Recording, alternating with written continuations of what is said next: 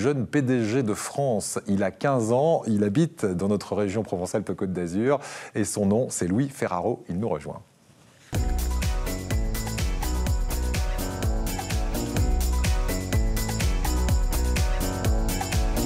Bonjour Louis. Bonjour Eric.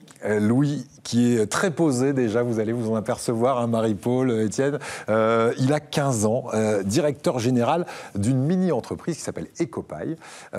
Comment ça démarre l'idée de cette mini-entreprise créée avec des copains de lycée, c'est ça ? C'est ça, alors en début d'année, en septembre, au début de l'année scolaire, notre professeur de mathématiques nous parle de monter une mini-entreprise, grandeur nature, donc tout de suite ça nous attire. On se retrouve et au début on était 11 à ne pas se connaître, 11 à n'avoir jamais mis les pieds dans le monde de l'entreprise et au fur et à mesure on s'est tous rencontrés, on a commencé à faire des brainstorming, tout comme dans une vraie entreprise.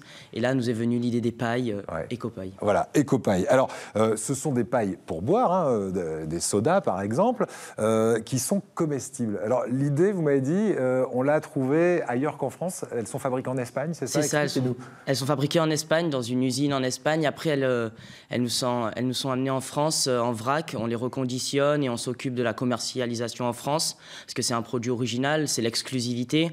On est par exemple les seuls à commercialiser ce type de produit à Marseille. Donc voilà, c'est ça l'idée.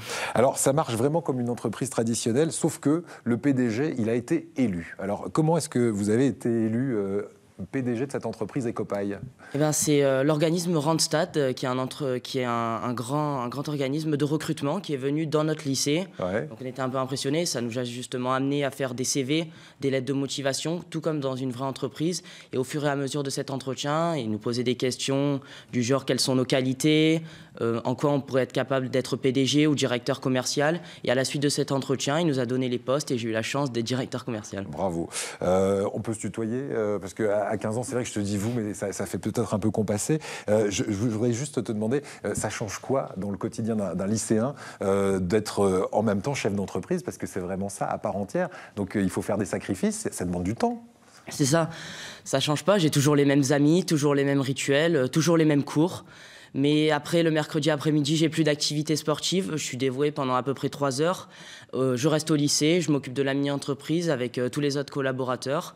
Ça prend énormément de temps, mais c'est une énorme satisfaction en même temps. Voilà. Alors, il y a un comité de management, de direction. C'est vraiment comme une vraie entreprise. C'est un super entraînement. Alors, on fait quoi ? Du marketing, de la communication, il faut gérer les stocks. C'est exactement ça ? Quelqu'un vous encadre ? Je sais qu'il y a une association qui vous aide à ça. C'est ça, c'est EPA, Entreprendre pour apprendre, qui nous a lancé, qui nous a mis dans le grand bain. Donc, qui nous a expliqué quelles étaient les modalités, qu'est-ce qu'on devait faire. Et après, on est divisé par secteur, comme dans une vraie entreprise. Le secteur marketing, qui s'occupe de notre site internet, parce qu'on a un site internet où on peut passer des commandes. Les réseaux sociaux, ils s'occupent de tout ça. Ouais. Il y a la direction générale, il y a tout. Donc, c'est vraiment comme dans une vraie entreprise. Voilà, alors Étienne et Marie-Paul, vous vous dites, voilà, à 15 ans, qu'est-ce que vous faisiez, vous, à 15 ans, Marie-Paul ? Vous aviez déjà des préoccupations féministes ? Bien entendu, oui. Donc, vous étiez dans des associations, déjà présidente, peut-être, non ? Non. Je m'occupais de mon sport. Et Étienne faisait du sport. Ouais.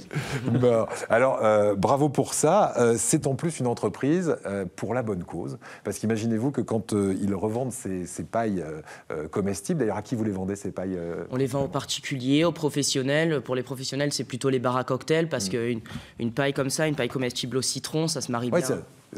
Passe-en une, on va voir à quoi ça ressemble. Parce qu'elles sont... Tenez, on peut tester ? Allez-y. Alors, allez-y, Marie-Paul. C'est de la paille. C'est donc une paille comestible. Donc, elle va fondre dans le verre ou ça tient combien de temps ? Non, ça c'est très important. Elle commence à peine, on commence à peine à sentir le goût de la paille au bout d'1h30. C'est une paille relativement dure. Et c'est quelle matière en fait La matière c'est du sucre et de l'amidon de maïs. C'est biodégradable, naturel, il n'y a aucun produit, aucune toxine, aucun produit chimique. Donc c'est bon pour la planète. Quand vous vendez ces pailles, vous reversez sur chaque paquet de 10 pailles 50 centimes à une association. Oui, à l'association Planète Mer, c'est une association qui défend les océans, tout ce qui est, mais il y a aussi les activités qui en dépendent, comme les métiers, les pêcheurs, tout ça. Ils essayent de trouver des compromis, donc ça nous a attirés, on les a rencontrés, et on a décidé de signer effectivement ce partenariat, de reverser 50 centimes par pack de 10 pailles achetées. Alors, est-ce que vous vous reversez des salaires en tant qu'entrepreneur, employé de cette mini-entreprise? Je sais qu'il y a une forme de salaire, mais c'est pas de l'argent sous dans les thermos. Oui, c'est ça, c'est pas vraiment des salaires, comme on pourrait appeler ça, c'est plutôt des bons d'achat en fonction du chiffre d'affaires et des bénéfices en fin d'année. Nous, on aimerait bien partir à Disney tous ensemble ou faire un gros voyage, mais sinon, ça sera des bons d'achat comme la Fnac ou d'autres magasins qui nous tiennent à cœur où on pourra aller dépenser ces bons d'achat. C'est génial, le PDG qui emmène ses collègues à Disneyland, c'est pas fabuleux ça. On a un objectif quand même avec cette entreprise, c'est de porter les couleurs de la Provence-Alpes-Côte d'Azur jusqu'au plus haut sommet de l'Europe, puisqu'il y a un championnat de mini-entreprises auquel vous allez participer. C'est ça. Vers le 16 mai, on a les championnats des mini-entreprises de toute la région.